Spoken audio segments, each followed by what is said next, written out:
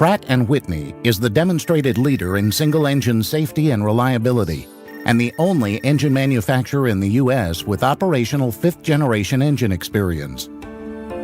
The F-119-powered F-22 has demonstrated the most successful operational introduction ever and continues to demonstrate superior reliability at mission-demanding worldwide deployed locations as well as training and operational sites. Pratt & Whitney's products have demonstrated improved reliability, safety, and retirement of risk with each successive engine model.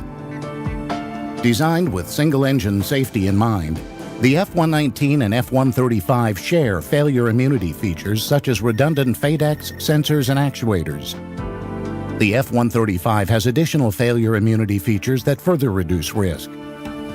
Shared experiences and lessons learned between the F-119-powered F-22 and F-135 have resulted in improvements in design, manufacturing, materials, and suppliers. By the time the F-35 reaches initial operational capability in 2012, the F-135 will have benefited from more than 500,000 flight hours on its fifth-generation family of engines. Designed with proven fifth-generation experience, built upon proven reliability and safety, the F-135 is a mature engine program with unmatched performance at significantly reduced risk.